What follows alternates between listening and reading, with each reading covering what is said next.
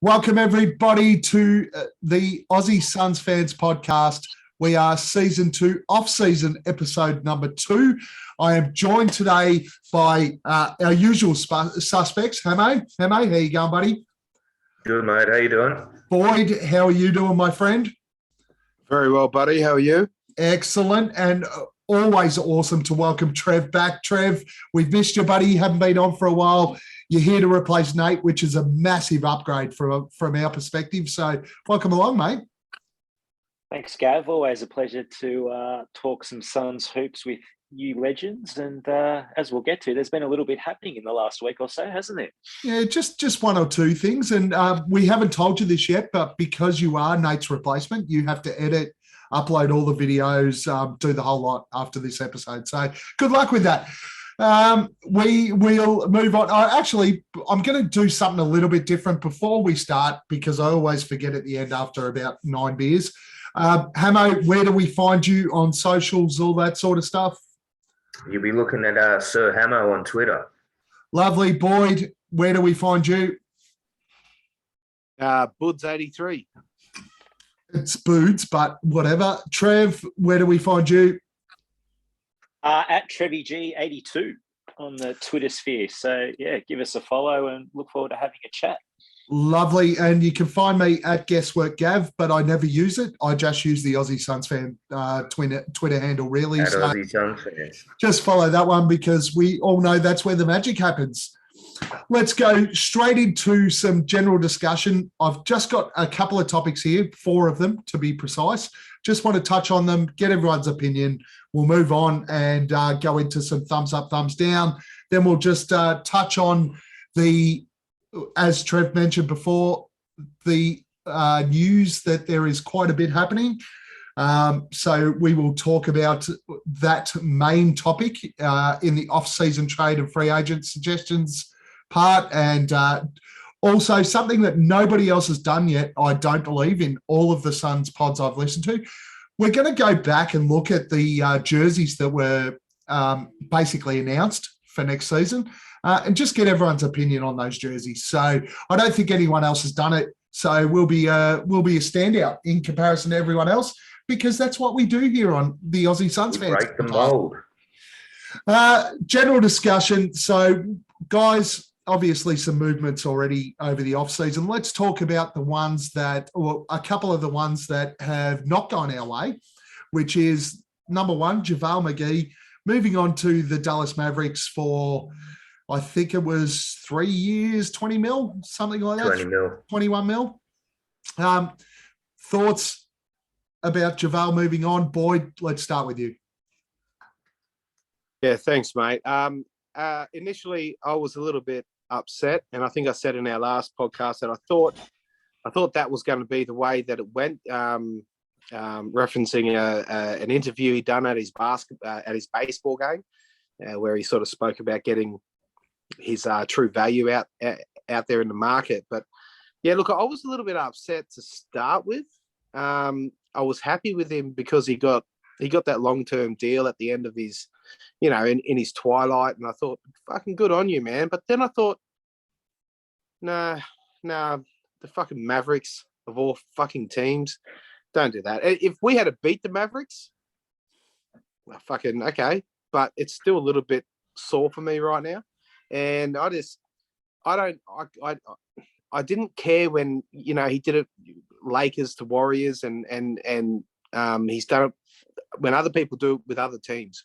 But when it happens to me in my own fucking backyard, it fucking hurts. So now I'm more fuck you, JaVale. But yeah. Look, he'll be sorely missed. But you know what? I'm hoping now. Will he though? That his energy in them spot minutes off of the bench. He came on. Look, and let's not deny he came on and he brought some good energy. He'd come out and he'd have fucking 5 blocks in one half of play in the regular season. Yeah. And he was played off the court in the playoffs by the team that fucking signed him, mind you. Yeah, I know. But yeah, guys, here's fuck, my kid's in the background screaming. I've lost my train of thought. But anyway, I'm hoping he falls off a cliff. He declines horribly, and the Mavs fucking suffer. That's what I hope.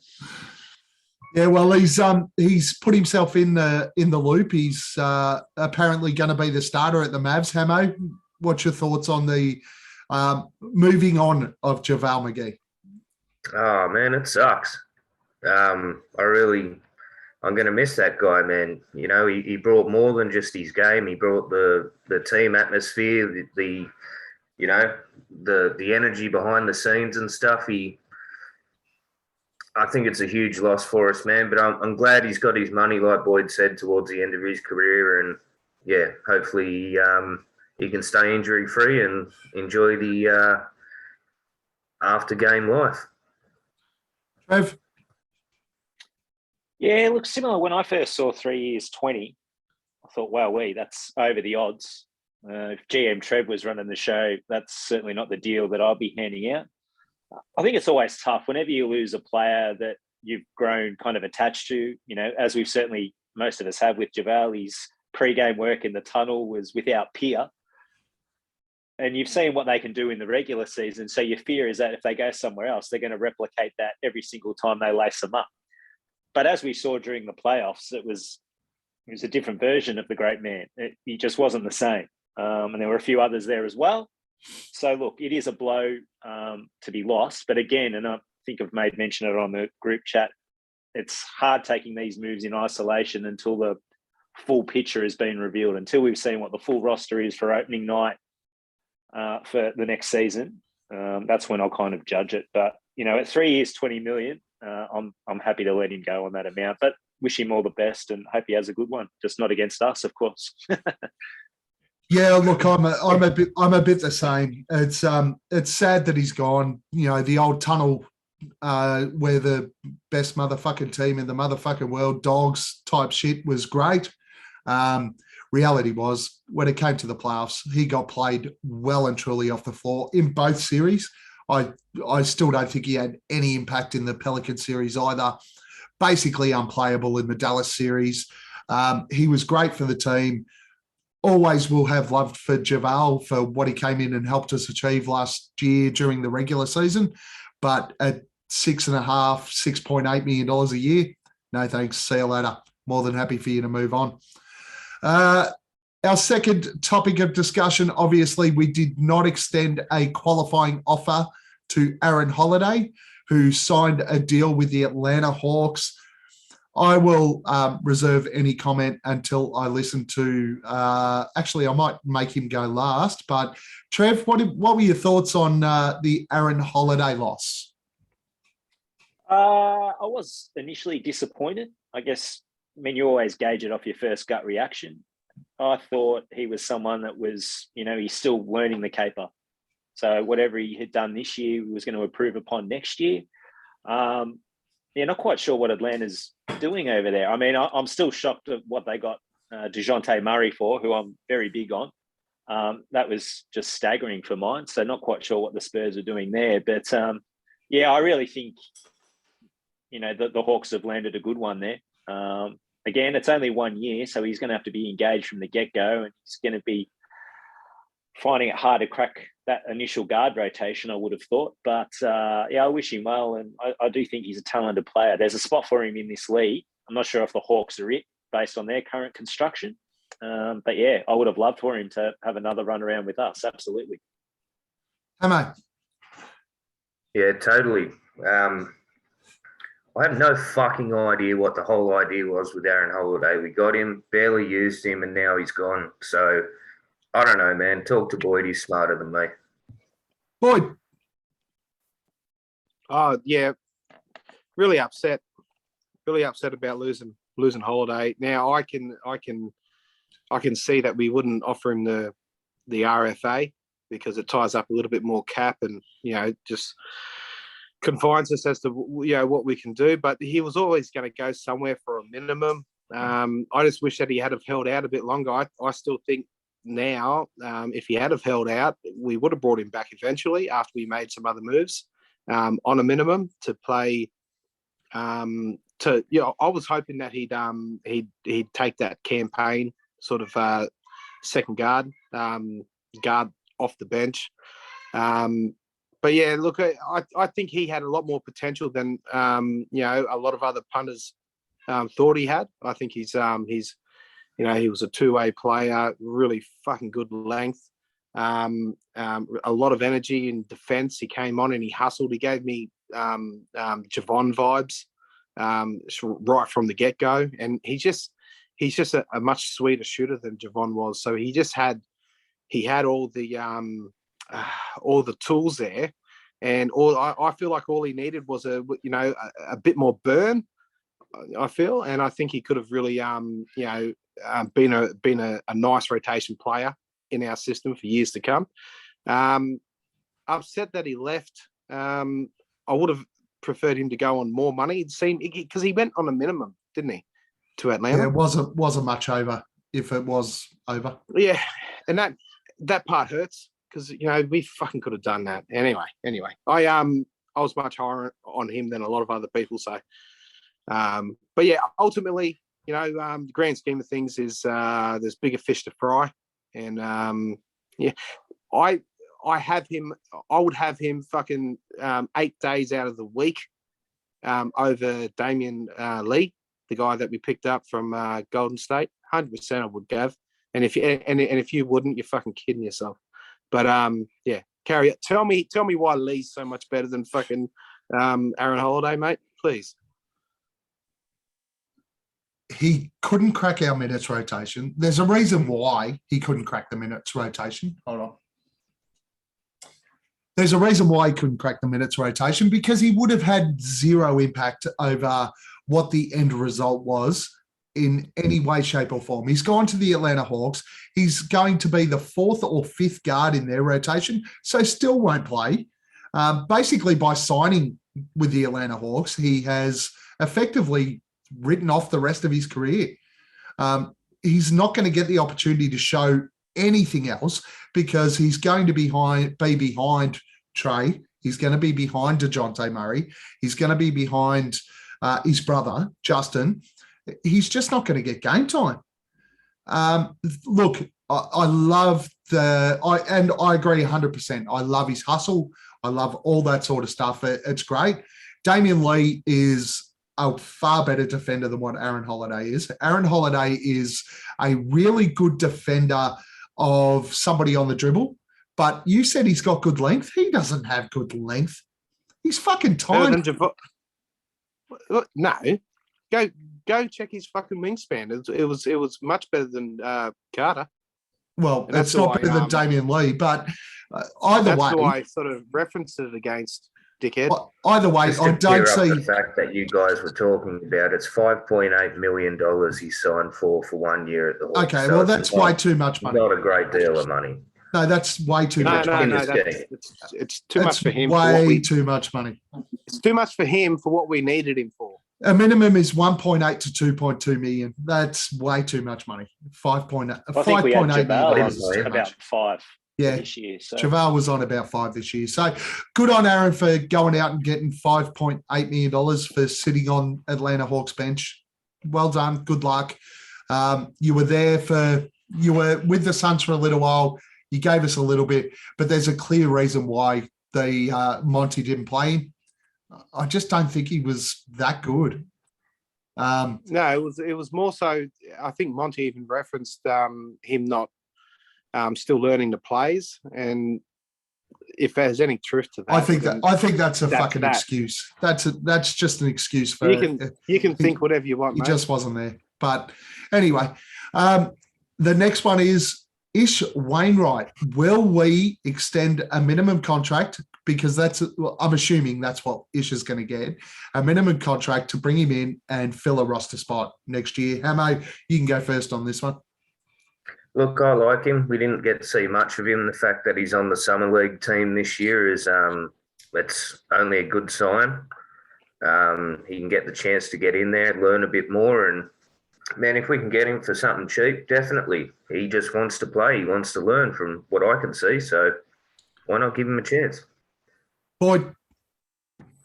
Yeah, man. Like he's doing what I hope Holiday done. No, holding out. And there's a secret handshake there. I don't know whether he's There's a holding secret out. handshake.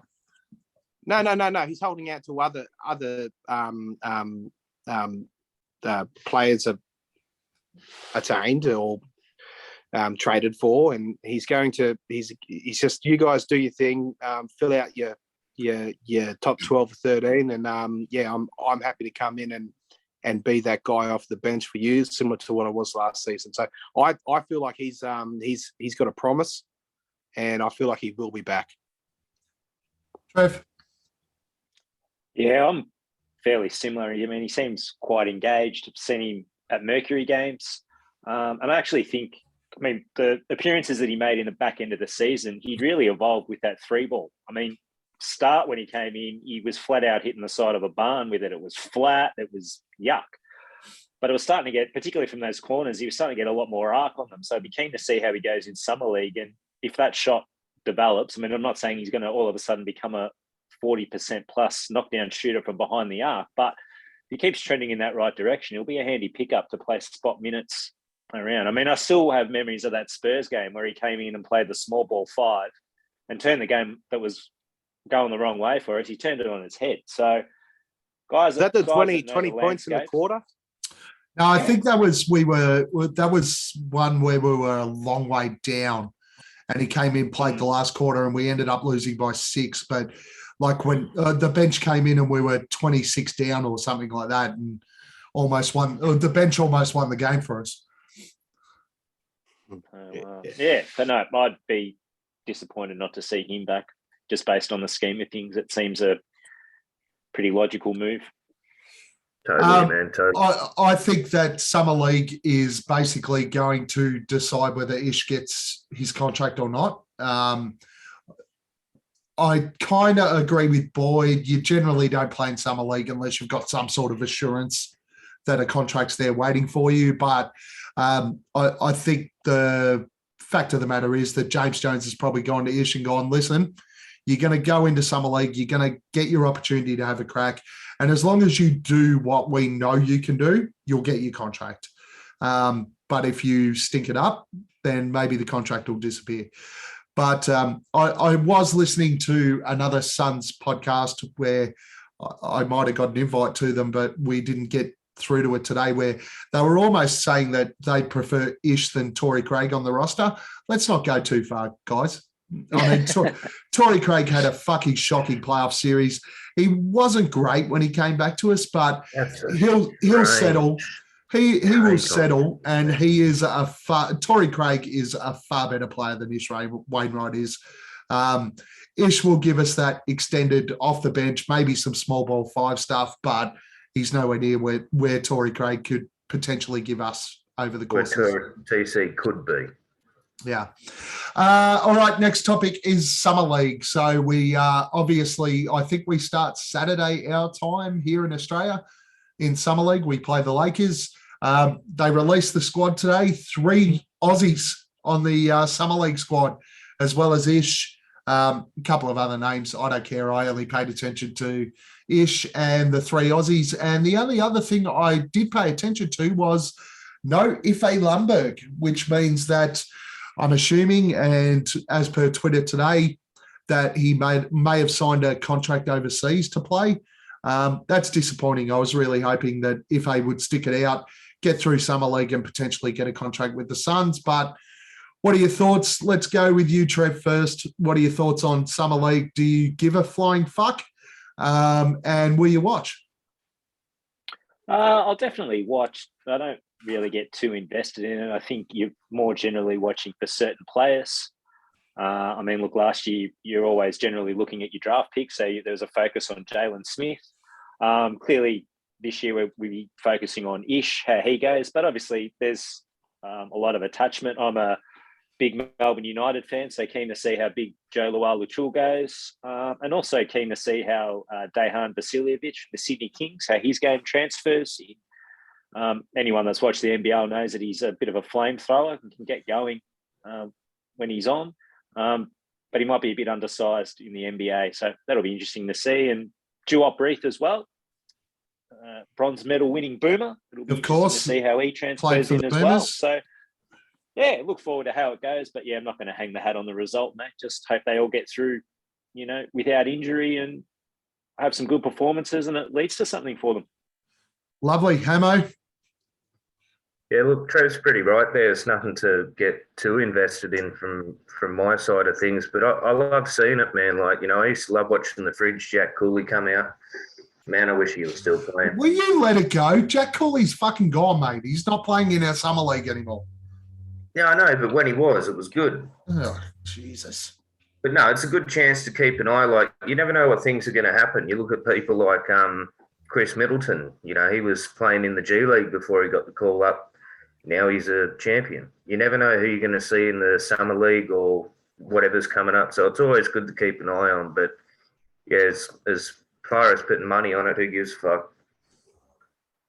Boyd, So it's this Saturday? this Saturday coming, yes. Wow, it's fucking It's coming around quick. already been going for 2 days.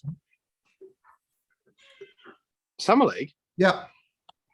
Wow, fuck, I didn't know that. I thought it was closer to training camp. No, Sacramento Shaq's son debut. is Sacramento, the Lakers, Golden State, and someone else have already played like 2 games each. You mean I can start gambling again on I basketball? don't know whether you can gamble on summer league, but yeah, sure. Well, I did. Miami, I did Sacramento, last season. Miami, Sacramento, the Lakers, and Golden State have already played like 2 games each. Wow. Okay, I better switch back on then. I'll watch it for them Aussies, and to see Ish Wainwright just dominate these fucks. But I like I don't follow the NBL, so I don't really know them names to be perfectly honest. Trev, that Melbourne player you were talking about before, is he that big Shaq lookalike guy? No, you're probably thinking of Ariel Hutt-Porty, who is his backup. So he was backing up Jock Landale when they won the championship. So he won the best 6th man. So Joe Luala-Chul, and then with Jock departing this year, he took over the starting centre spot. So he's Sudanese, so pretty skinny in the body. So he'd be undersized playing the 5 in the NBA, but he's got some tricks. Can handle, can shoot the 3. So yeah, it'd be interesting to see how he goes. And as I said, he was in the squad last year, but didn't actually suit up for a game. So they've obviously maintained that connection. Yeah, nice. Be keen to see how he goes. I'll if we can get another Aussie somehow, if one of these guys just light it up and somehow jag a 2-way, and we see a dual Aussie lineup for the Suns at some stage throughout the season, I will be so fucking happy. So yeah, I will tune in just for that alone. But anything Suns related, I'm going to tune into some, yeah. Very nice. It should be, or look, let's be honest, like Boyd just said, if it's Suns related, most of us are going to watch it, or at least the highlights. Trev, Melbourne United could go get stuffed. But outside of that, go the Jack Jumpers. Let's move on to our next section, which we shall talk about is the thumbs up, thumbs down. And we are going to talk about our signings / trades to date. So, guys, it'll be a simple thumbs up, thumbs down. Has someone got a pen and paper that they can take notes of who answers what? Or Jesus, Trev, you're supposed to step in here and fucking take Nate's job. What's wrong with you? I thought I was just the good-looking guy. Sorry, I didn't get the brief right. So that's my How job. Are you going, Hammo? I'm gonna check my folder here. Couldn't Boyd get his kids in the background to chime in there? Not stop them from screaming. So. No kids. All right, you got a pen and paper, Boyd? Yeah, yes, I do, mate. All right, very good. Thumbs up, thumbs down, signings, trades to date. How does everybody feel? We're going to go Trev, Hammo, then Boyd, then myself. First one is Bismack Biombo. Trev, thumbs up, thumbs down. Thumbs up. Hammo. Thumbs down. Whew. Boyd. Thumbs up. Yeah, and I'm a massive thumbs up for Busy. Number 2, Damian Lee. Trev. Thumbs up. Hammo. Thumbs up. Boyd. Thumbs down. And I am a thumbs up. Josh Okogie. Trev. Thumbs up. Hammo. Thumbs up, baby. Boyd. Thumbs up. And I am also a thumbs up. And Jock Landale, the Aussie superstar. 2 thumbs up here. Thumbs up for Trev. Hammo. 3. 3 thumbs up Hey. for Hammo. Boyd. Yeah, got me thumb up here, mate, somehow. Yeah, I'm a thumbs up. Let's be honest, I'm thumbs up too for good old Jock. All right, so we need to go back and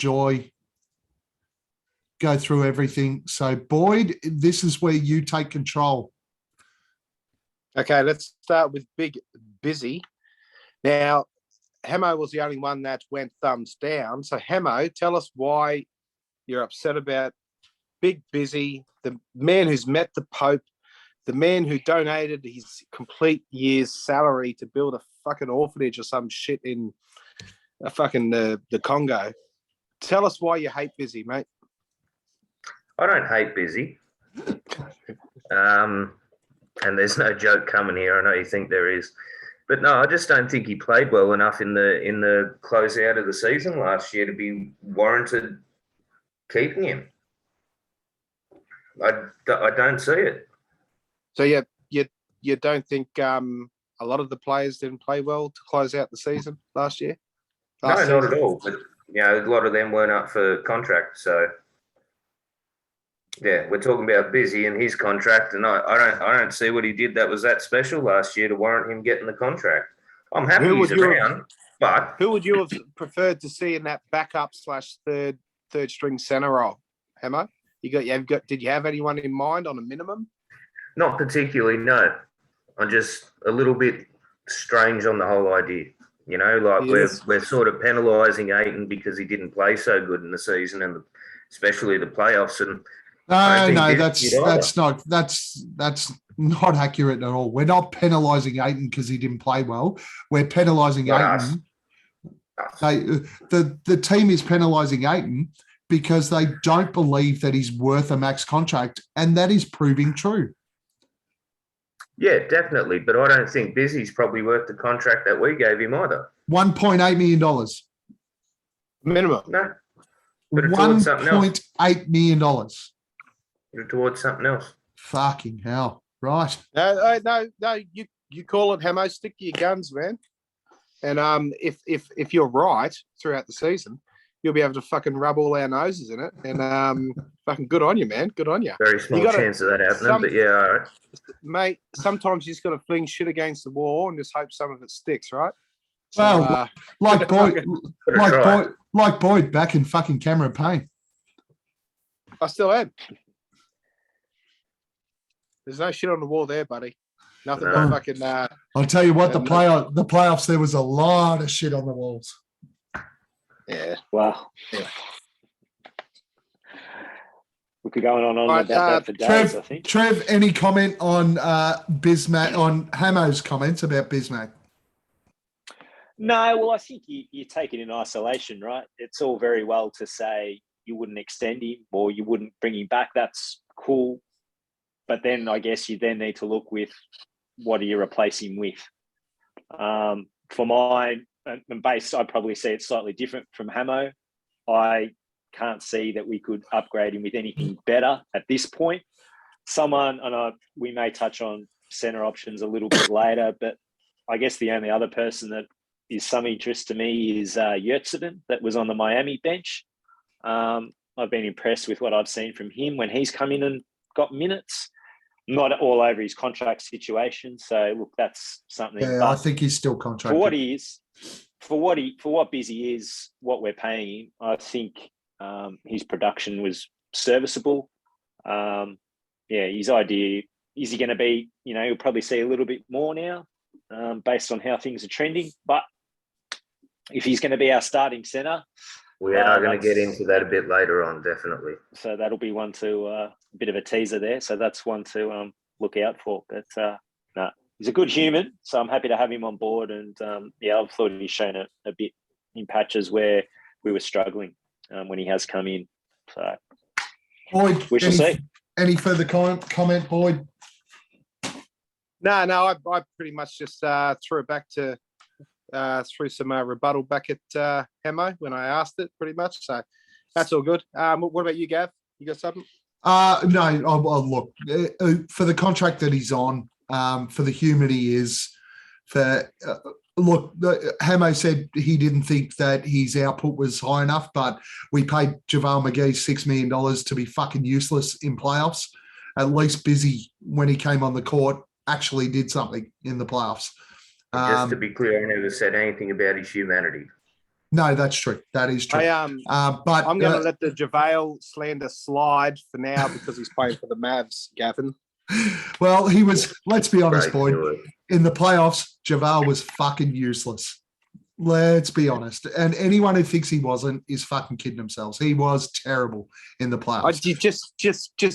Just fucking remember that Torrey Craig was better at centre than JaVale McGee. We were taken to our limits by the fucking Pelicans. And JaVale was shit. Yeah. And DA was just about player of the series. So there weren't many shining lights, man. There weren't many. So I just don't read too much into it. Busy threatening to fight Marquise Chris in the back. That was a highlight. That was a highlight. That's going to earn him. That's going to earn him a return trip. You know what? I forgot all about that. That's worth $1.8 million right there. Yeah, all right, boys. Number two. Damian Lee. I was the only bludger who fucking went thumbs down. And tell us why, mate. And let me. And I think it's before I knew how much fucking Holiday signed for. It's a little bit of resentment as to. I just felt that we could have. I would have preferred to have had Holiday rather than Damian Lee. So I just think that he's just got a lot more. $4 million buck gap though. No, yeah. And I agree with that. I wouldn't want to pay that $4 million gap. So yeah, but still, it's still fresh, I suppose. So I went down and Damian Lee, I don't know. He was just a bit of a meh player. Like I hope he's not going to be a first drop guard off the bench for us. I really hope that he's right at the back in an Alfred Payton type usage role. He's going to. Let's be honest. He's going to be better than Alfred Payton, only because I would be better than Alfred Payton. I'll give you that. Now, so my thing is that if he is that 15th man in an elf type role, I'm okay with it. I'm neither here nor there. But if it's anything more than that, and we try to jam even Landry Shamet type fucking rotation into Damian Lee, I'll be a little bit upset. So I went thumbs down because it's just a bit of a meh move. So, any of you guys got any opposition to what I said? Well, I do, but only I've got one comment, but I want to hear from Trev and Hammo first. But you pretty much addressed everything there. That once you found out the Holiday contract, you weren't so bad with it. Shut myself down. I think, and this is another one in isolation. It looks a meh move, but until we know what the rest of the roster looks like, that's another one.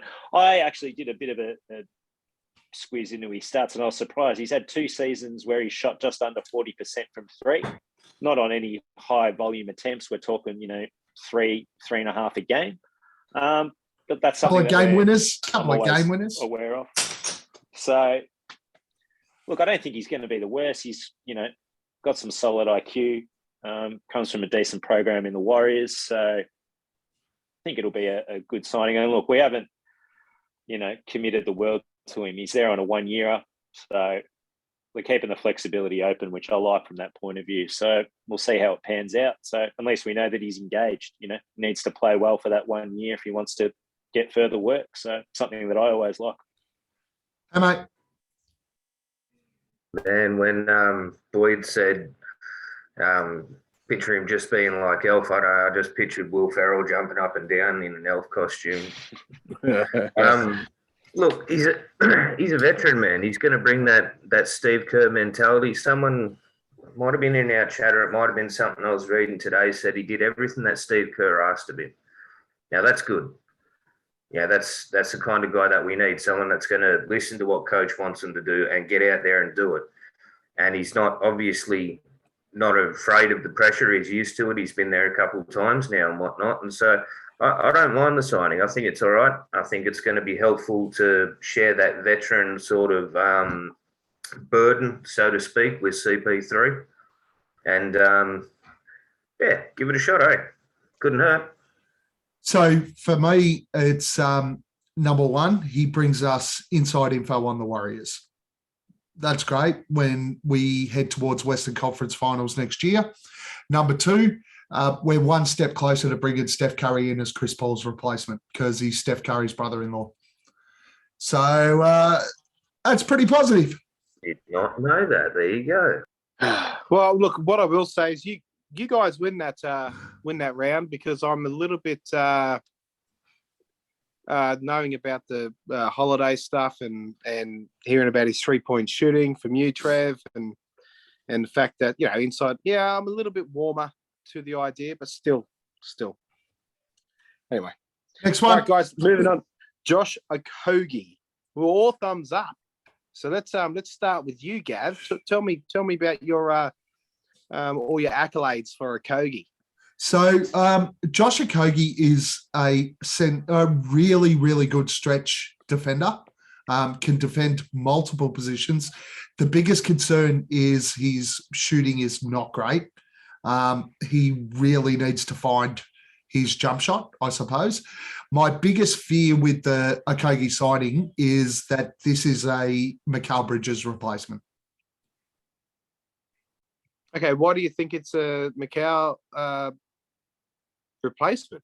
Yes. He's a guard. He's not really. No, he's a three. I thought he was a 2 that spotted at 3. He's a 2-3, 2 or a 3, but defensively very strong. And as I said, look, he won't be a starting type player. He'll come off the bench, but he will give us far more flexibility on the defensive end. So that is why I feel like this could potentially be a Mikal replacement, which we will obviously talk about in the next segment, why I think that's the case. Hammo, talk to me about Okogie, mate. Why do you love him? All right.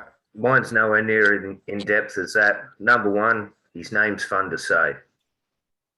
Okay. All right. Number two, I'm pretty sure that dude whooped my ass on 2K one day. So, yeah. That's about it. Yeah, man. Nice. Trev, hit me.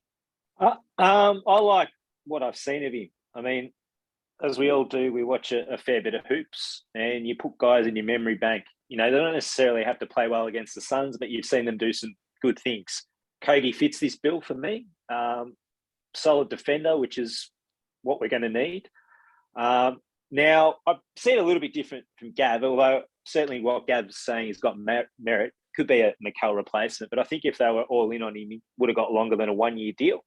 So I'm not entirely sure, it's a fait accompli. But look, we'll touch on that to go. But look, his shooting's, as Gav said, not great. He is strong though, so I think he could potentially do well on the offensive boards, clean up some garbage around the ring that way, to keep things ticking over. So excited to what he brings.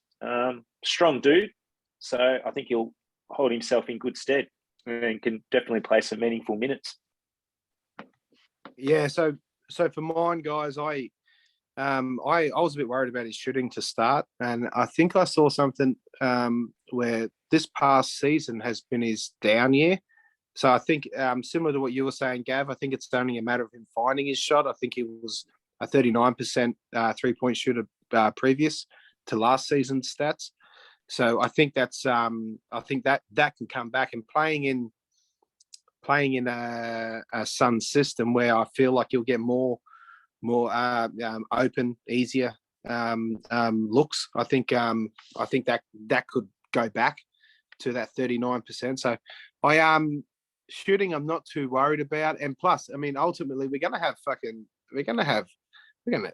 have three fucking all-timers, man, taking up as many shots as you need. So he may not even need to really show us too much on that side. So, but yeah, the fact that he is a great defender, and yeah, a really good perimeter defender. But look, I didn't jump to the whole shit Macau's replacement at all. I just feel like Macau to me was at anywhere between a 2 and a 4 position type player, and I just felt like Okogi's going to be executed more for us as a guard in that 2 spot. So yeah, look, I'm not worried about him being a contingency plan for Macau, but let's be honest, though, Macau defensively plays the 2 more than he does the 3. He does. You're right. Yeah. But look, I just think, man, and also Wick got him on a minimum, and this guy, I feel like he could have tested the waters and went elsewhere and got fucking 5 times that. I feel like, well, maybe not 5 times that, but you know, he could have got, you know, around that 5 or 6 million easy. So yeah, look, I think it's a real value contract, and yeah. I think he's going to endear himself to the Phoenix Suns fan base too, because straight away on Twitter he's already engaged pretty heavily with Phoenix Suns fans. Yeah, 100%. He wanted to be here. Wanted to be here. We all went thumbs up on our boy. Yeah, and so did Aiden, though, bro. Aiden wanted to be at the start. Till he wanted max contracts that clearly he isn't worth. Yeah, let's get to that a bit after. Let's move on to Jock Landale, boys. We all went thumbs up, of course. Do you want to know why? He's the Australian Frank Kaminsky. Big Hammo. Yeah, cool. Tell me why you love Jock Landale. He's an Aussie. You know, first and foremost, straight up. First and foremost, man, you know, looking back over his stats from last season, he wasn't too bad. You know, his field goal percentage was 49.5. So he's hitting almost half his shots. We could use that. But yeah, anytime we get an Aussie on side, man, of course we're going to go for him. Trev. Well, I think firstly it's an astute acquisition. I mean, if things play out the way we think things are going to play out, and DA's not with us, and it's astute, addresses an area of need, and you can stretch the floor, which is what you need out of your modern bigs. So you can do a little bit of everything. As I said earlier, I've watched him a fair bit at United. Now, I'm not saying it's you just don't transfer your skills from an NBL game to the NBA, but I think he's certainly shown enough, and being in the Spurs environment isn't going to do him any harm. I think he'll be able to make a meaningful contribution on, I think we've outlaid, you know, the bare minimum for him. I think it was just cash, basically. So, yeah, I think he can come in and chip in. Gavin. He's the Australian Frank Kaminsky. Australian Big Frank. He could stretch the floor. He's a very good decision maker in short periods. Like, he's a touch decision maker, which is what Monty loves. He can go into the 0.5 offense. He's going to have an impact. Honestly, he's probably going to come off the bench 3, 4, won't get a hell of a lot of minutes, unfortunately. But reality is, Australian Frank Kaminsky, we no longer need to bring back Frank the Tank. We can let him go into retirement. because we have an able replacement. Jock the lot. Yeah, guys, I think the fact that we've finally got another Aussie on the squad is why we're so excited about this. But I think Boyd, before you keep going, do you want me to get you a Landale jersey while I'm there in October? Oh yeah, certainly. Tell me how much it is, and tell me how much you're pitching in for me as well. Oh no, I'm not paying anything. Oh, I'm actually going to charge you a cartage fee. Hey, I'm still waiting for all my gifts from your last trip, you cunt. Fuck me. I haven't got nothing yet. We are how long in? 44 minutes, and we got our first C-bomb. Oh, there we go. But look, well, it is the off season, so not quite up to speed. It is. It's slower than usual, yeah. Well, look, I really like Jock. I think Jock's like you said, a high IQ guy. He's not. Yeah, he's more. I think you were saying, Gav, on Twitter, he's more athletic than Aaron Baines, and I fucking oath he is. I think anyone is, but yeah, no, he's he'll be able to stretch the floor for us nicely.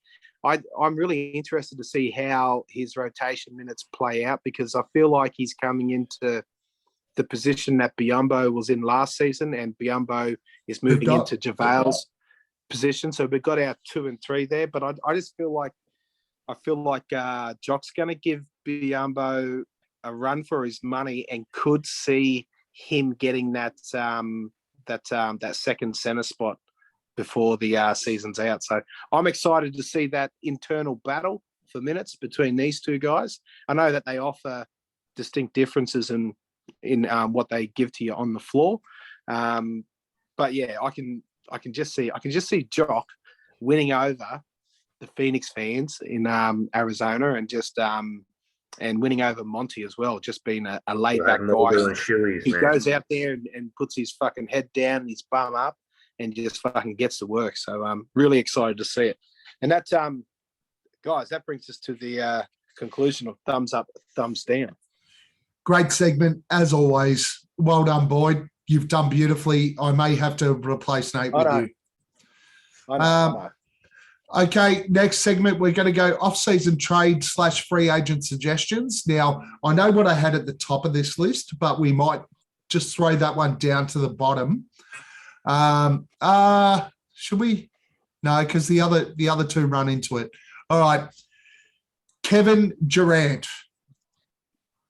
Obviously, the trade rumors are out there. Flex has been very strong in his comments that Kevin Durant will be coming to the Phoenix Suns. He's sort of mentioned a couple of times that there may be announcements, but he's been pretty strong from the start that the announcement would happen tomorrow their time, which is basically after we wake up, probably early hours of the morning. So I'm not going to sleep tonight. I will be up all night on the phone trying to get this Woj bomb, which will basically just be a complete and utter cheat of what everything Flex has already done. Let's be honest, Flex is the man. He's gone past Woj. Woj, you finished. Motherfucker hasn't slept in a week. Woj is out there at the moment trying to sell fucking trades to Golden State and Toronto and everybody else. I think it's just because he's kind of sick of being in Flex's mentions. But reality is that they're talking that the deal is very, very close. We've heard all the rumors. What I'm going to do is go around the table. Can you stop here. for just 1 second? Can you stop for a sec? Can you say Woj? No. Can you say it? Woj. Can you? Okay, thank you. Yes, it's incorrect, but we're Australian, mate. His name's Woj. We'll go around Wodgy. We're going to go around the table here. All I want from you guys is it going to happen? And if it does happen, how do you think it's going to happen? So let's start with Trev. And I'm going to let you guys just ramble for a bit because I've got to go do something for a second. Trev, is it going to happen? And how do you think it's going to happen? Yes, I think it will happen. I think it'll be a multi-team trade. I think we'll manage to get out of it by still hanging on to Mikhail. I don't think we'll have to give. I'd be absolutely heartbroken, as I'm sure many of us would, if we had to give up both Cam Johnson and Mikhail in this deal. Whoa, it'd be tough. And I think that's kind of going to be the feeling for most of the fan base. You know, I've seen messages around, like in the group chat and across Twitter, of saying if we won a championship and it didn't have Mikhail or Cam, it wouldn't feel the same. Well, first off, we're not in the position to compare. We've never won one. And at the same time, you've got to take advantage of the here and now, right? CP3 hasn't got long left on the clock. And opportunities like this come around, you know, as rare as Haley's Comet sighting, really. This is probably, if we land it, it's probably the biggest free agent signing in franchise history. So probably ahead of Nash, probably ahead of Barkley. That's how big it is. And it's going to have to take a record haul because he's still under contract for 4 years. So it gives you that chance to set the direction. So I like what we've done with our signings so far. We've kept that degree of flexibility. And I think that's been a lot of the mentions along, is that James Jones has always kept us in this position. We've assembled a great squad, but also kept things open for what this opportunity has led. So, yeah, I do think it does happen. I think Cam goes. I think probably Shamit maybe. Look, there's going to be picks as well, and it depends who the third team is as well. I mean, we could postulate on that for hours. But, yeah, that's kind of my take on it. And if Mikhail has to be in there to get it done, do you still do it? That is one I've been really wrestling with. That's a different question. And I'm sure a lot of us have as well. No, but you, Trev, big Trev, do you do it? I need to see. No, if it's just for Durant, I'd probably say no. I need something else coming back as well. Not necessarily from Brooklyn, but from another team as well. I need another rotation piece to come in because effectively, you know, I don't want to lose 3 starters from this year's team to bring in Durant. And again, look, until it's all revealed, obviously we assume Aiton's going as well, but I need a forward or a guard with a sniff for rebounding to make me feel a bit easier. I know Durant can assist there, sure. You'd want a Nicholas Claxton. Yeah. Something. Oh, you're right, Gav. Something got you in the throat, he does that from time to time. It's either that or he's an idiot. I don't know. No, maybe he prefer getting Blake Griffin. Nicholas fucking Claxton. Jesus Christ. Blake Griffin to play some minutes. So, Hammo, you're up, boy. Let's go. Look, it's no secret, man. I love Kevin Durant. We're good friends, or at least 2 of his burner accounts. I would love nothing more than to see KD in a Suns outfit this coming season. However, that being said, I don't know about losing Mikhail to do it. I know you can't compare the two, and KD's one of a kind, man. He really is. But there's something special in Bridges that's only going to get better. And, yeah, he's not going to be a KD-level player. But, I don't know. We've lost JaVale. We've lost I'll go next. We have to lose Mikhail as well, man. Seriously. Like, Cam Johnson, you know what? I'm cool with. But Mikhail, I don't want to lose that brother, man. He's too good. Okay. All right, big boy. Let's see it. I love Mikal Bridges. I do not want to lose Mikal Bridges, but this is Kevin fucking Durant. Mikal Bridges has an offensive ceiling. Yes, he's a great defender. Don't get me wrong. Cameron Johnson has more upside offensively and a higher ceiling offensively than Mikal Bridges will ever have. Mikal Bridges is a really good player, but I think someone said it in the chat the other day, and I've seen it on Twitter, and I absolutely agree with it. You can have 3 to 4 good players, and that still will not be better than a superstar, a great player, one individual. So, honestly, I'm with Trev. It's going to be a 3-team deal. That's the way I see it. There was a lot of talk about Utah there for a while. I think that adds far too heavy a layer of complexity because effectively, if Donovan Mitchell has to go to Brooklyn, you need to include Ben Simmons in a trade out of Brooklyn as well. So therefore, that adds a massive layer of complexity to it. I actually think that the best 3-team deal is still Atlanta. I think that Atlanta's got pieces that the Nets would take, including John Collins and Kevin Huerter. And I think that we will have to trade Mikal Bridges, not only Mikal Bridges, but Cam Johnson as well. I think they'll both end up in Brooklyn. I think Crowder will end up in Atlanta. But I also believe that Ayton will end up in Atlanta and the Suns will get Kevin Durant and Clint Capella. Very nice, very nice. Yeah, look, I Nice. ultimately, guys, I would love to keep one of Cam and Macau, but Of course, we all would. Let's be fucking honest. Yeah. We all would. But if it gets the deal done, you just gotta pull the trigger. It's all about that window for us, and we're already mortgaging our future with picks in this deal. We're going to lose all of them. Well, right? James Jones hates the fucking draft anyway, so who cares? Yeah, you understand this, how hard this is for someone like me who's always begged and begged and begged for someone like Kevin Durant to come for the Suns. And now it's like, it's happening. And I don't know if I want to give up as much as we want to give up. It's really hurting, man. It's really hard to what? Whatever we give up is still a lot less than what you'd have to give up for a player like Kevin Durant. And that's the mindset I've gone in with is, yes, we're going to give up a lot of picks. Yes, we are going to give up some talent. There is no doubt about it. But reality is that you kept Nader, so we could have traded him. No, well, you're never trading Nader because he's one of a kind. And I think we should bring him back. Reality is to get a player like this, you have to give up some quality assets.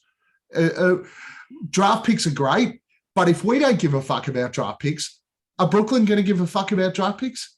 No, because they're going to come back to Phoenix and go, you don't care about these draft picks, so we know you'll give them up. We want you to have to hurt because we're going to have to hurt. So we want Mikal Bridges. Now, the hardest part is, for me, I think that if Cam Johnson signed a rookie extension last year, and obviously hypothetical because he couldn't have, if he signed a rookie extension last year, we'd be in a much better position this year for this trade. But the problem is that Cam Johnson's worth $5.4 million this year. Mikal Bridges is worth 20, and we have to meet the salary. How the fuck do we meet the salary if we're sending Cam Johnson and not Mikal Bridges? It's very, very difficult. And in a sign and trade, well, no, Shemet and Jay. Yeah, they've still got to take. No, they don't hit the number. Kevin Durant's $40. How do they hit the number when he's $40? Anyway. $20. They are $20 million, and DeAndre Ayton will be 15 after a sign and trade. Listen, Linda. No, we got easy enough salary filler to hit that KD number. They still have to take it. Yeah, but they can take it. A lot of it's expiring. It can be diverted elsewhere if they really want to. I mean, then none of these are immovable salaries. It can quite easily be. I didn't say they weren't movable. I just meant that they still have to take those. They've been clear from the start that they want an all-star caliber young player, Mikal Bridges, and picks. They don't want Jack Crowder. And that's where we come into the Donovan Mitchell, Ben Simmons swap for them guys, and then us just filling in around the edges with our other pieces. Yeah, of course, Cam Johnson and whatnot. So that's. I don't think the Utah thing happens. For me. I think that's hard. It is. It is really hard that Utah one. But in saying that, Utah would have. They've just got a shitload of picks from that Rudy deal. So and their picks ridiculous. By Their the way, picks are going by the to be way, more valuable than our picks. By the So- way, thanks Rudy Gobert for fucking up our fucking Kevin Durant trade. Yeah. So look. Fuck you, Minnesota, for fucking up our Kevin Durant trade. Fucking 5 draft picks from Rudy Gobert. Makes it hard, doesn't it? But yeah, look, ultimately, yeah, if it's a Clint Capella, if we get Clint back, I'm really happy with that. But if we so long as we get KD, if we can get KD and keep McCall or Cam, fucking awesome. But, amazing. But look, I just hope that James Jones doesn't play hardball for too long on this, because he obviously is, and good on him for doing that. He's trying to get the best return as possible. Is he though? I mean, like I said, if you go back to Flex's shit, this was done 3 days ago, and it was only his comment was it's only going to be announced Monday. Yeah. Fingers crossed. Yeah, and look, Flex has given us no reason not to. No, he keeps fucking nailing. We love you. And Flex, we trust. God bless Flex. He nailed the Booker. He nailed the Booker thing in the fucking playoffs. He nailed Chris Paul last time. And on his last pod, 99% sure that fucking Kevin Durant was coming to Phoenix. Yep, he doubled down. And here's a really cool thing. And people, as soon as something goes a little bit off for Flex, we didn't end up with Thaddeus Young.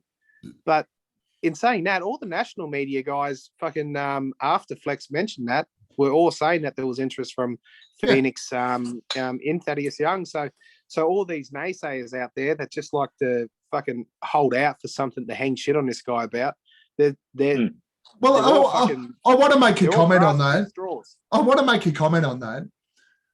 If Kevin Durant doesn't get done, everyone's going to fucking hammer Flex. Like, as you said, like the fucking Thaddeus Young thing. Hold on a second. Yeah. Reality was, Flex said that Kevin Durant wants to be in Phoenix. Guess what? That came fucking true. Flex isn't the one doing the trade. If James Jones decides, I don't want to trade up whatever it is that they fucking asked for, that's not Flex's fault. He's already on the money. And if some team swans in with a Godfather offer at the last hour, that's not his fault. It's also and not he doesn't Flex's have to fault. share this information, right? No. So you need to appreciate people like that. So Flex, if you're listening, we love your work, brother. Absolutely. He is already right. Whatever happens from here, he is already right. He was right on the Thaddeus Young thing because there was interest in Thaddeus Young. It just didn't get done.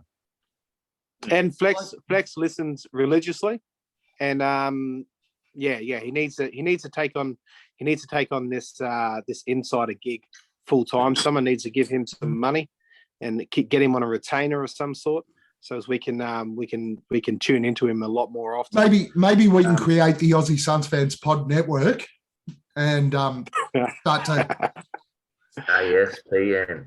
Get some sponsors. Like maybe we can get Squeezy Cheese on as a major sponsor. Oh, Squeezy Cheese.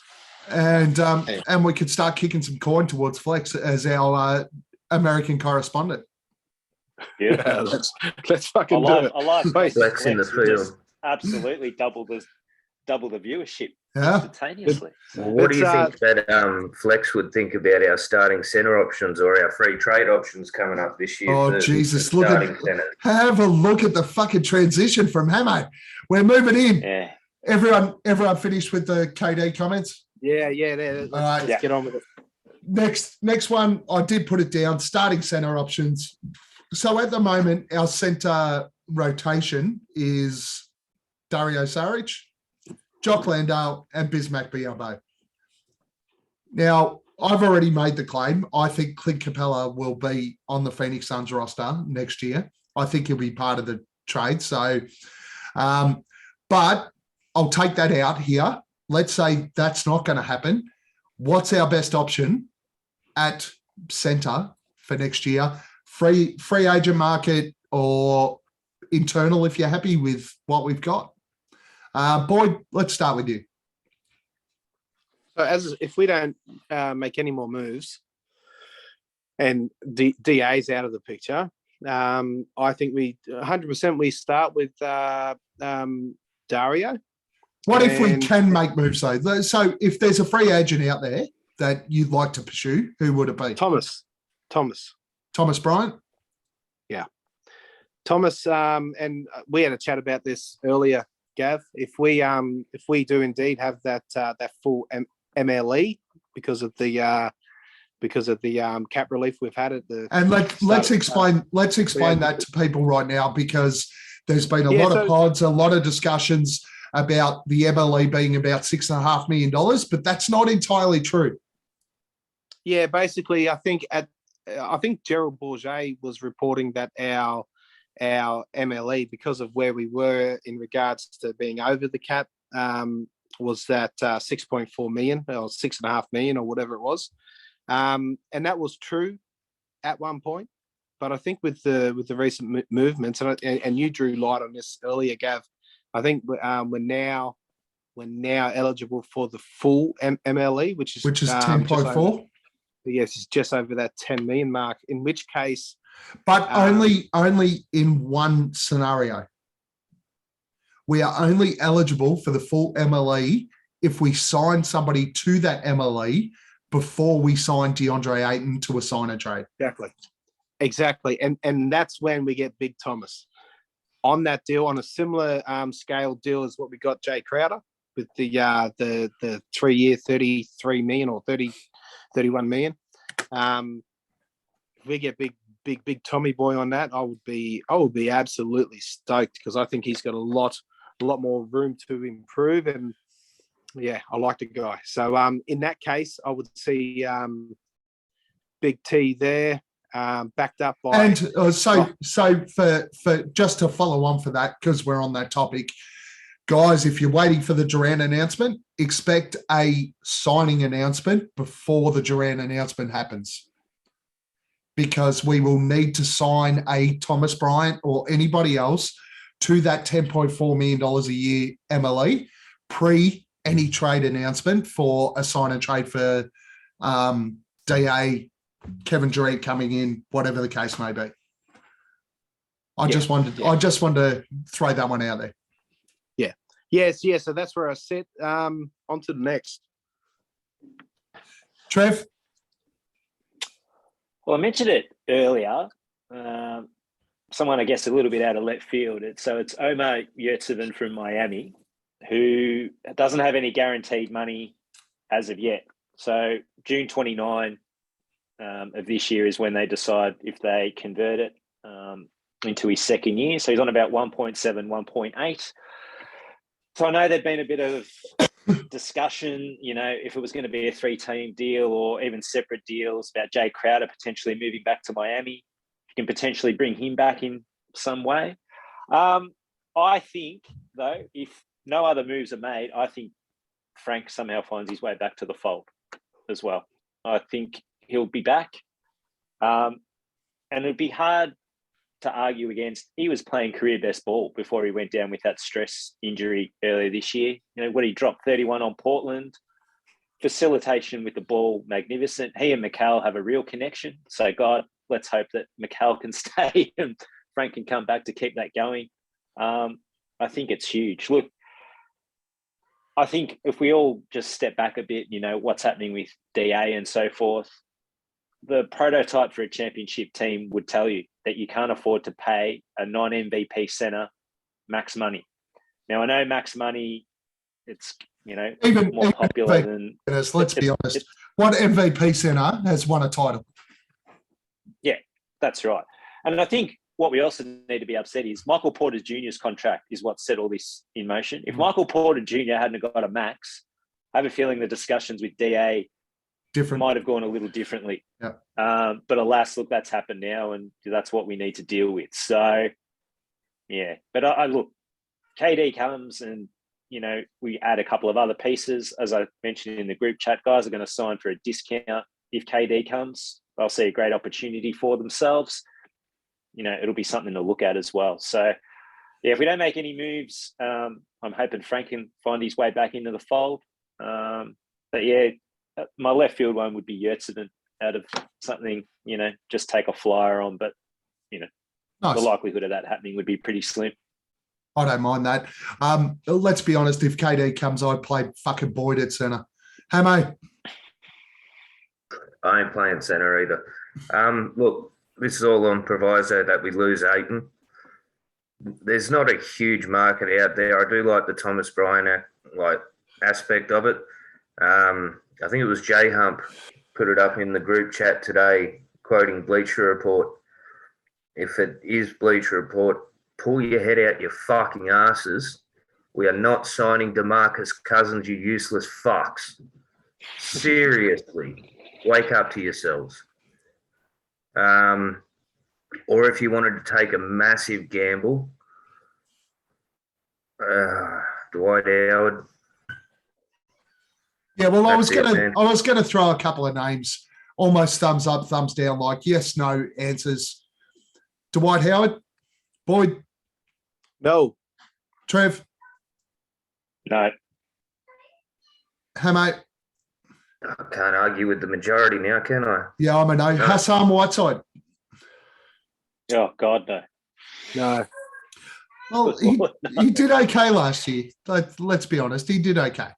But look, honestly, if we do not get a centre back in the trade, which I still think we will, I love the Thomas Bryan idea. Sign him on the MLE.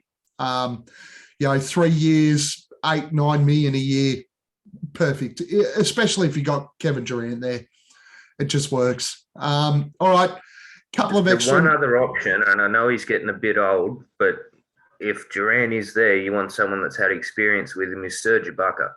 Oh, actually, I like Ibaka.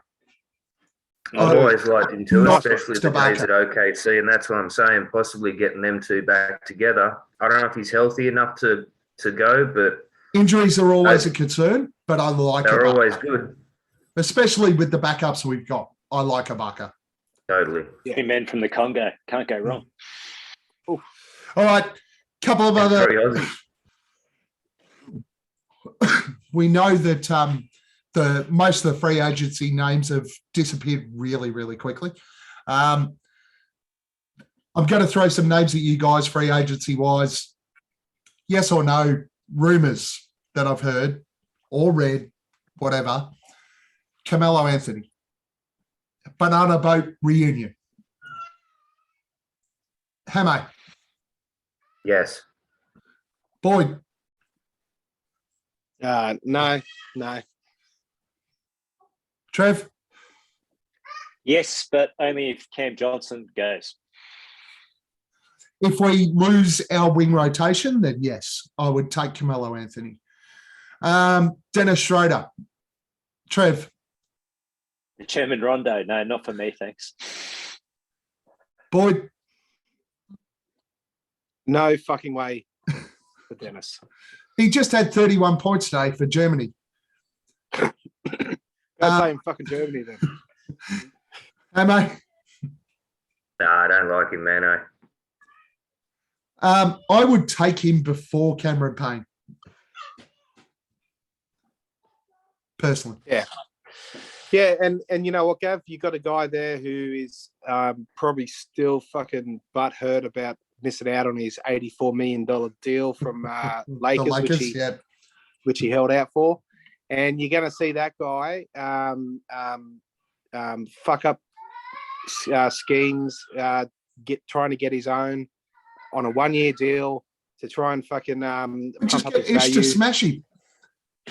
Yeah, you'd have to. You'd fucking have to. Yeah, no, fuck Dennis. He's out for himself, I think, and I think it'd be detrimental to our campaign. All right. Campaign. Hey, I like it. All right. I'll see what you did there. So if we've got our MLE and we've got 3 years to stretch it over, I know that Boyd sprayed me on Twitter for this. Colin Sexton. I think Colin Sexton wants more coin than that. I like Coming off his a idea. significant injury, still hasn't signed a contract. Nobody wants him at the moment. Yeah, okay. Look, I don't think You go into Colin and go, listen, we're going to pay you $10 million a year for 3 years as our backup point guard to Chris Paul, and at that time you will take over. if he's desperate at the end of free agency, I can see him taking something like that. However, in which case, he's restricted. So Cavs will match that fucking offer. And we'd have to make that move before the KD thing, which I think there's still plenty enough legs left in free agency for him to hold out hope. I like the idea of Colin Sexton taking on that Shamet role, but no, I don't think it's happening, man. Anyone's better than Shamet. Not Alfred Payton. Touche. Correct. Okay, last one. It came up today. We have spoken about it, so we can sort of touch on it and explain it. Isaiah Roby was waived by OKC today. Personally, I would love Isaiah Roby. The way that he being on waivers, I don't think that we have any position to sign him, because out of waivers, unless he clears waivers before he agrees to a contract, I don't think we can use the MLE on him. And there's a lot of teams out there with trade exceptions that will probably try to push to use that. Boyd, you did a little bit of research after we spoke. What's your thoughts? Yeah, look, ultimately, I don't think he gets the full $10 million MLE. It's going to be something more so in the range of the taxpayers MLE, that 6.4. Is it the taxpayers MLE? I think that's what it's called. But I think that's going to be the sort of the height of what he gets. Now, all the stars align and he really wants to be here and he's happy to take a minimum after being waived. I'd love to see him. But yeah, I just think it's a bit of a pipe dream right now. Hey, mate. Mate, honestly, don't know enough about him to make an intelligent decision. Not the first Isaiah that I would have gone for, but we won't go there. Yeah, good. Let's leave that one well the fuck alone, because that guy's finished. Trev. Yeah, I think he'd be great to have on the roster. I think a lot of those OKC guys, if you could move them into winning programs, they'd really have a chance to shine. I mean, a lot of them are kind of punching out of their weight class, younger bodies playing against bigger, stronger bodies. But they have shown glimpses, right? You chuck your league pass on and see what they're up to. When they've had their full complement of players out there, when Giddy's been playing, SGA and the like, done some exciting stuff. So absolutely, I think it'd be great to have him on board. Getting it to happen, that's the entirely different thing, as Boyd's just alluded to. And I can't imagine we'd be the only one queuing up to inquire about his services. I think there'll be a few knocking on that door. Absolutely. Agree. All right, next topic.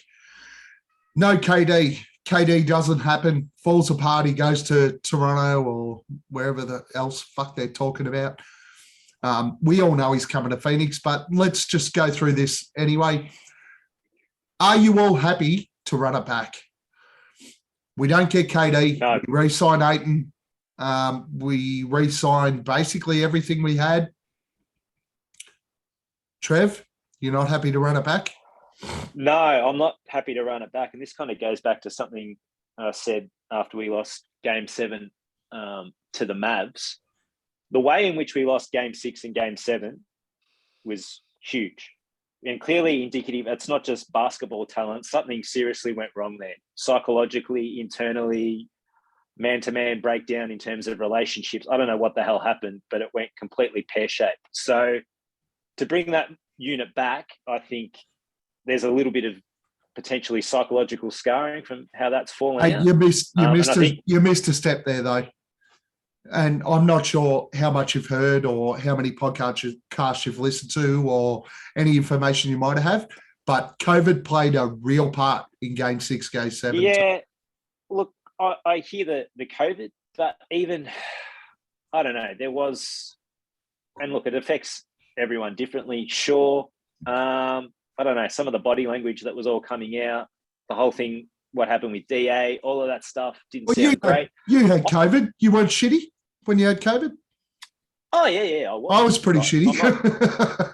It's all, all these things could very well be true and all of those things. But I just think this group needs a bit of a fresh look about it. And also just going back, COVID or no COVID, I don't know if CP3 can be our second banana in playoff basketball. He just doesn't seem to have that durability that's required. Now, certainly a lot of work's gone into him. Now, all of a sudden, KD comes in. He's the third banana. Wow, not a bad third banana to have. Okay, so yeah, I think we need it. If we miss out on KD, how do we get a second banana? Well, obviously, it has to work with a sign and trade with Ayton. So what we can work back with that, where do we go? Do we look at something like Indiana? Do we look at bringing in the Miles Turner instead? Something like that. Gives a bit of a different look, still has a great defensive presence. Is he good enough to be a second banana? Look, I don't know. Let's be honest. DeAndre Ayton's a better center than Miles Turner. He is, but then we're also looking at internal, if we're talking about Cam Johnson that played in that New York Knicks game, that's an MVP level player. And then he just dropped off the face of a cliff after that. I know he had the quad injury, but he wasn't the same dude. Thanks, Mitchell Robinson, you fucking piece of shit. So that's massive. So you're looking at all those things as well. I mean, I don't know. Look, for now, I think it's got to be KD.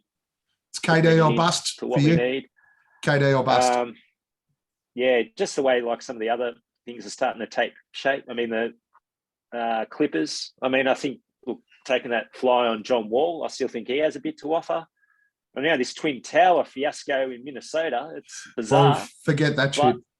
That's dumb as dog shit. It's the worst trade I've ever seen, ever. Yeah, I don't get it. And then other things as well. Like I'm just on the side, like for how cheap Malcolm Brogdon went for as well. The Celtics basically gave up nothing and have landed him, and ditto with DeJounte Murray. So there's some weird stuff going on out there. So hopefully we can be on the right side of one of these weird equations and get back in there. But I will just say, I know it's an emotional time in the fan base with what's happened and everything, but I don't care. I would rather lose Game 6 and Game 7 like we did against the Mavs every year than not be in the playoffs at all.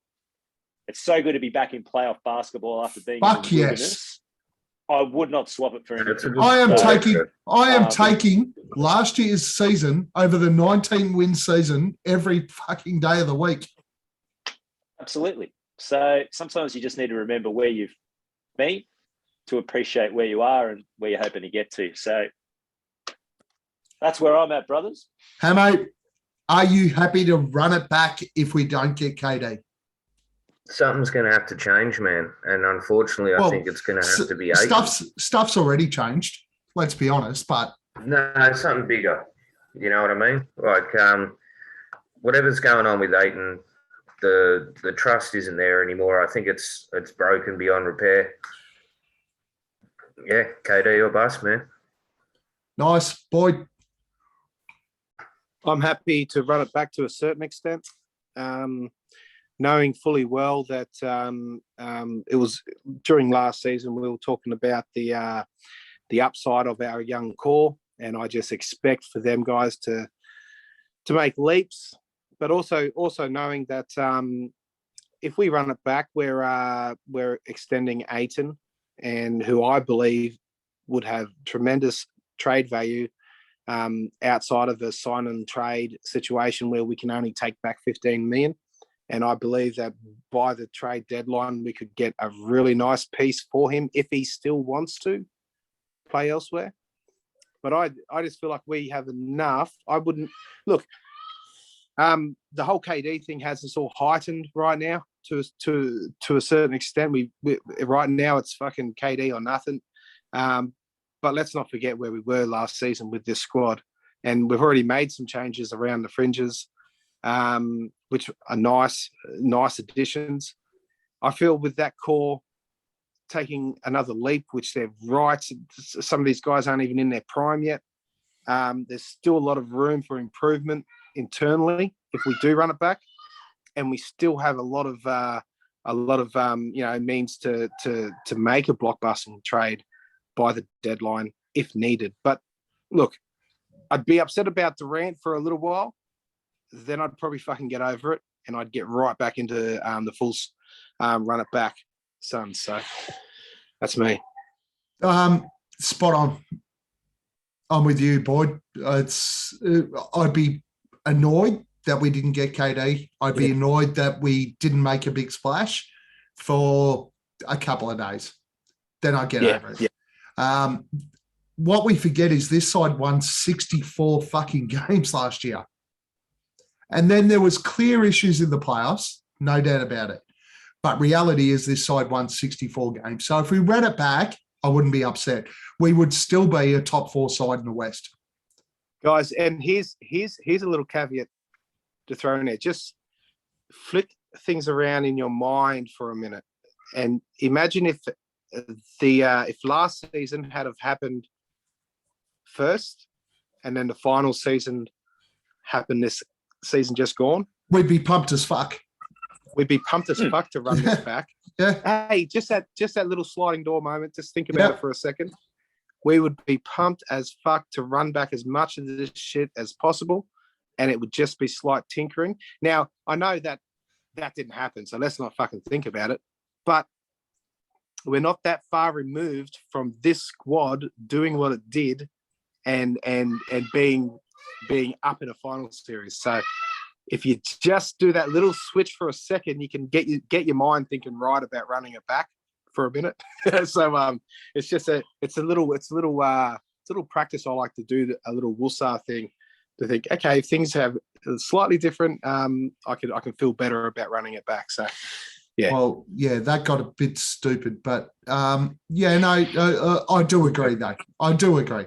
It's this is still a 64 win team, and I think if we run it back, we're still top 4. Only problem is without a splash like Durant, I'm not sure with what everybody else is doing, we are a championship team without a bigger splash. Can I pose a question without notice? So Sure. Let's say we don't get KD and we run it back at least until the trade deadline. Now, I appreciate there's a lot of variables that goes in. What would we have to be record-wise in how many games over 500 to stand pat at the trade deadline? So effectively, don't move Ayton. It depends. Actually, I don't think it depends on the record. I think it depends on what Ayton is giving us at the deadline. So if we're sub 500, I think we make a move regardless of whether Ayton's fucking happy or not. For sure. Yeah. If we get to the deadline and DeAndre Ayton is a top 3 center in the NBA and we are 750, DeAndre Ayton stays. If we are 500 and Ayton is still the same as what he is this year, where he has amazing games but flat games, there's every chance that a trade happens. Yeah. Because I kind of look at it in a way, like if you look what happened in Milwaukee, their first couple of seasons, they seem to put a lot more stock into the regular season. And then playoffs, they kind of came up a bit short. And then they kind of started managing players a bit more. So I fully expect this season that we manage players a lot more. Agree. CP3 100%. will miss games, get rested more, and So they'll play will the Book. long game. So will Book. Yeah. So I think that'll be big. So I guess that's probably a little part that I know Boyd has just mentioned it there, but that kind of really piques my interest that, okay, we don't get KD now. That likely means DA stays with us at least until the trade deadline. So that's exciting to see what those opportunities will bring, because we always know at the trade deadline, there's always something up for grabs, because on paper in June, things always look good. But once you get through to February, a lot of things can change. So it'll be interesting. Absolutely. No, good question. All right. Let's move on to our last segment. We're going to do a quick jersey review. So I'm not going to touch too much on the white and purple. We always wear that shit. Our statement jersey. I sent you all the pictures. Statement jersey is black, rainbow number coloring. Thoughts? I like, out of what's there, I like that one the best. I mean, I still love the Valley jersey. I thought it was fantastic. It's a shame the Valley is going. It's a shame. Yeah. So, but no, out of those ones, I think it looks good. I think the City one is awful. Really? To be brutally honest. We'll get to that, yeah. Not a fan at all. What about bringing back the Starburst? I'd like that. That's I don't know dope, if you man. can remember back in the day when we used to run that it was black. I with the fucking sunburst. love Absolutely. I love that. Good, the Sunburst. That was one of my favourites. So, yeah, the Starburst will always have a special place in my heart. The first jersey I got was a Barkley 34 Starburst one. I think you were right the first time. I was wrong. It's the Sunburst. Yeah. Yeah. I love the Sunburst. I think it's fucking sensational. The more I look at the City jersey, the light blue jersey, and you got to remember that the light blue jersey is inspired by a light blue flower that is Arizona based. The more I look at it, the more I like this jersey. Oh, one of them. I don't care. The more I look at the jersey, though, the more I like it. Anyone notice what number they've put on the statement jersey? Yeah, this is by the Suns uni tracker, not by the Suns. Just interesting to see that number still there. Yeah. The City jersey looks like a Smurfs cum rag. Should be burnt. No, I love it. I actually love the City jersey, and I think by the end of the season you'll all love it. I think it'll grow on everyone. All right, yes. Thumbs down. I don't know about that. The gift that keeps on giving. Boys, I will wrap this up. My phone's about to die. Ho hum the blue one. I kind of fucking like it. I'm digging it. Blue really brings out my eyes just quietly. So looking forward to that. And the Sunburst, man, yeah, that gets me hard, man. Give me the Sunburst every day of the week. Do you know the big thing? The Sunburst is going to be like the Valley jersey. Out here in Australia, it'll be fucking impossible to buy. Yeah. I'm going to get my Barkley one back out. It could be going for peak value. So.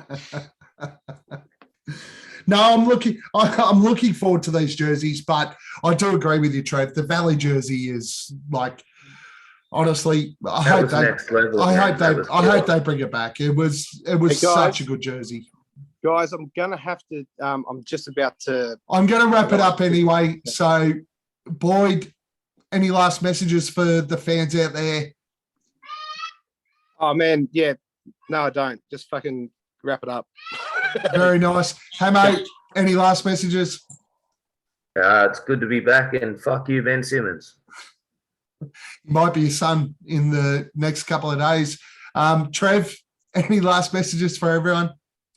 Look, I'll just say more than likely it's going to be an emotional next couple of days, whichever way the decision goes. So, guys, just try and keep a bit of a level head and look at the long game. And, there's good times coming. I can feel it. Absolutely agree. Take care, guys. Whatever happens, take care, be safe. Don't fucking lose your fucking shit if we don't get Kevin Durant. Get over it. We'll move on. We'll still play next season. We'll still be one of the top seeds in the West. Follow us, like us, all that sort of fun stuff that we always do. YouTube, Spotify, Apple Podcasts, wherever you do. Listen to all your other Suns podcasts. There's some great shit, great material out there. And Paul, we will have you on soon. We miss you, Paul. Dervish and World, we miss you. We'll have you on soon. In Flex, we trust. See you guys.